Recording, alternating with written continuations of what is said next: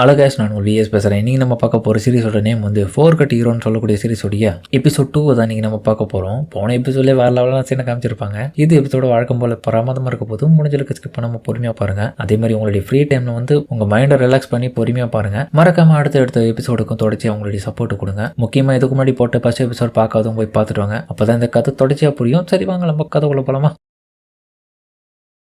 இப்போ ஒரு சின்ன பிளாஷ்பேக்கை காமிக்கிறாங்க. ஒரு பயங்கரமா தாக்கப்பட்ட வில்லேஜை காமிக்க கொள்ளையர்கள் பார்த்தா ஒரு வீட்டுடைய கதை ஓபன் பண்ணி உள்ளுக்குள்ள இருக்கிற அம்மாவையும் பொண்ணையும் தனியா பிரிச்சு எடுக்கிறானுங்க. அதுல அம்மா பார்த்தா பொண்ணுக்காக உயிரை விட்டுட்டு அவளை தப்பிக்க வச்சுட்டாங்க. அந்த பொண்ணு பார்த்ததுக்கு அப்புறம் அவனுக்கிட்ட இருந்து தப்பிக்கிறதுக்காக ஓடிப்பாங்க. அவ ஒரு இடத்துல வந்துட்டு அழுது புலம்பிட்டு இருக்கான். ஏன் எனக்கு இப்படி நடக்கணும், நான் இப்ப தனி மரமாயிட்டேன் அப்படின்னு அழுதுட்டு இருக்கிற அந்த ஒரு சமயத்துல அவன் மேல மழை பெய்யறத நிற்கிறதுக்காக யாரோ ஒருத்தங்க துணியை போய் தூக்குறாங்க. யாரடான்னு சொல்லிட்டு இவன் ஷாக் ஆயிட்டு திரும்பி பார்க்க அங்க மேல பார்த்தா நம்ம டீமன் லார்டு தான் ரொம்ப நல்லவனா இருக்கா. இவனை ஹீரோ கொண்டுட்டான். அந்த பொண்ணுடைய கையை பிடிச்சி அதுக்கப்புறம் அந்த பொண்ணை வந்து தான் கூடிய வச்சு வளர்க்க ஆரம்பிக்கிறான். அவளுக்கு இன்னும் புதிய கிண்டத்தை அறிமுகப்படுத்தி தன்னுடைய பிக் 4ல ஒருத்தியா வச்சுக்கிறான். ஆக்சுவலி சொல்ல போனா ஒரு அப்பா பொண்ணு பாசம் மாதிரி தான் இவங்க ரெண்டு பேரும் பழகிருப்பாங்க. திடீர்னு ஒரு நாள் வந்து நம்ம ஹீரோ டீமன்லாட கொன்னு அவங்கள பிரிச்சுட்டான். இந்த ஒரு விஷயத்தை ஏத்துக்க முடியாத அவளால இப்ப திடீர்னு பார்த்தா அப்படியே பதட்டத்தோட கண்மடிக்க பார்த்தா இதெல்லாம் கனவு தான். அடைச்சா அவரை கொன்னுட்டான். அந்த ஹீரோவை நான் கொல்லாம விட மாட்டேன்னு சொல்லிட்டு சபதம் எடுக்கிறா. பார்த்தா நம்ம ஹீரோவை மார்க் பண்ணிருக்கா. கொஞ்சம் நஞ்ச வேலையா பண்ணி வச்சிருக்கா. அவ்வளவு வெறி மாப்பிளைக்கு. அதுக்கப்புறம் இன்னொரு முக்கியமான விஷயத்த சொல்றாங்க.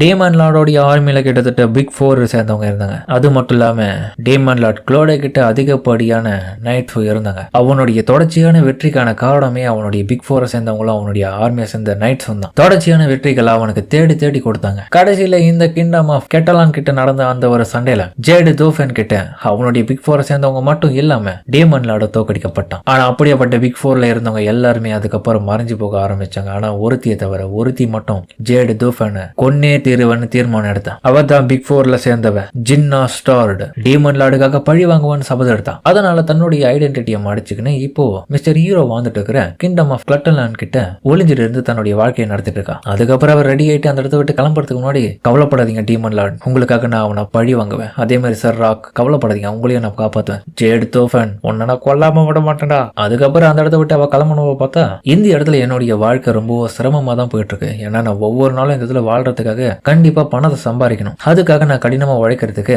ஒரு வேலையை சூஸ் பண்ணேன். அது என்னன்னா ஒரு கஃபேல ஒரு மேடா ஒர்க் பார்க்கறது தான். அதுக்கப்புறம் பார்த்தா மேடு காஸ்டியூம் போட்டு விட்டுட்டு அவங்க எல்லா கஸ்டமரையும் வர வைக்கிறதுல எல்லாரும் குஜாலா வரானுங்க.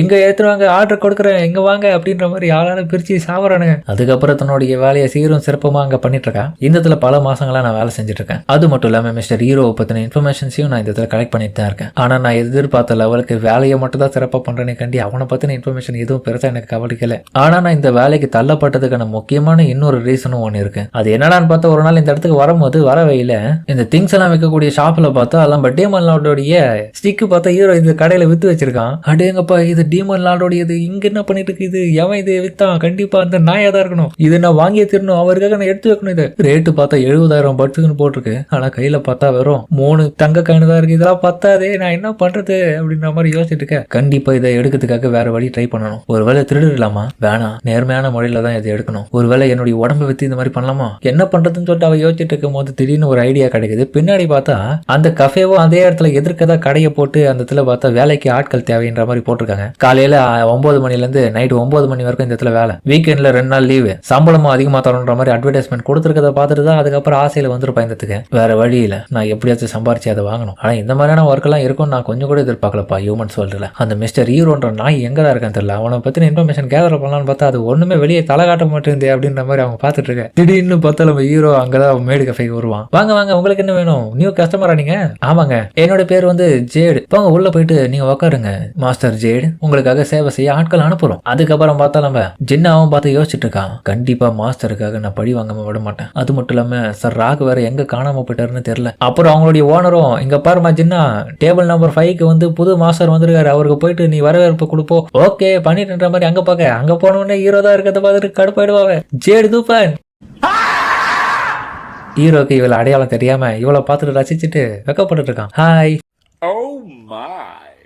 இவன் எப்படி இந்த இடத்த கண்டுபிடிச்சான்? ஒருவேளை நான் இந்த இடத்துல வேலை பார்த்துட்டு இவனுக்கு தெரிஞ்சுதான் இங்க வந்திருக்கானா? வாய்ப்பு இல்ல. இப்ப இங்க கொண்டுலாமா? வேணாம் எதுவும் தெரியாம இந்த இடத்துல வேலையும் போயிடும். ஒருவேளை இவன் என்ன இந்த இடத்துக்கு கொள்றதுக்கு வந்திருப்பானா? ஆனா லாஸ்ட் டைம் இவன் பார்த்து அடையாளம் கண்டுபிடிச்சவன் இப்ப ஏன் என்ன தெரியாத மாதிரியே இருக்கான்? நான் என்ன பண்றது? இவனை பத்தின இன்ஃபர்மேஷன் தெரிஞ்சுக்கணும். அட ஹீரோ மனசுல பார்த்தா ஆஹா இந்த மாதிரி மேடு கப்பையில இப்படியா பட்ட பொண்ணா, இவ கூட நான் போட்டோ எடுத்துக்கணும், இவ்வளவு அழகா இருக்காதுன்ற மாதிரி ஹீரோக்கு அவளை யாருன்றதே தெரியல, அவ பாட்டுன்னு சொல்லிட்டு இருக்கான். மாஸ்டர் உங்ககிட்ட ஒரு விஷயத்த நான் கேட்கலாமா? மாஸ்டர் உங்களுக்கு என்ன ஆர்டர் வேணும்னு சொல்லுங்க, சொல்லி தொலைடா. அது என்னன்னா அப்படின்ற மாதிரி ஹீரோ அதுக்கப்புறம் ஆர்டர் கொடுக்க, ஓகே மாஸ்டர். இவன் எல்லாத்தையும் ஆர்டர் சிம்பிளா கொடுத்துட்டு இருக்கான். இவன் பேசுறத பார்த்தா சகஜமா தான் பேசிட்டு இருக்கான். அப்பனா இவனுக்கு என்ன அடையாளம் தெரியலன்னு நினைக்கிறேன். பேசாம சாப்பாடு கொடுக்கும் போதே அதுல பாய்சனை கலந்து கொடுத்துருவோமா? இந்த நாய் பேதிலேயே போய் சாவட்டும். வேணாம் அப்படியே இந்த நாய் சாவாது. அதனால நம்ம கையாலேயே கொள்ளுவோம். நேருக்கு நேர் கொண்டாதான் கரெக்டா இருக்கும். அப்புறம் உங்ககிட்ட ஒரு விஷயத்த கேட்கணுங்க. அது நீங்க எனக்கு என்னன்னா அடிஷ்னலான சர்வீஸ் எனக்கு எக்ஸ்ட்ராவா பண்ணுவீங்களா அப்படின்ற மாதிரி ஹீரோ 18+ கேட்கற மாதிரி அவன் நினைச்சுக்கிறா. அடிஷ்னலான சர்வீஸா? என்னடா கேட்கற நீ? பொம்பளை ஜோக பிடிச்சவனே, இவ்வளோ கீத்தரமா இருப்பேன்னு கொஞ்சம் கூட எதிர்பார்க்கல அப்படின்னு ஹீரோ கிட்ட அவர் ரூடா கத்தி பேசிடுறான்.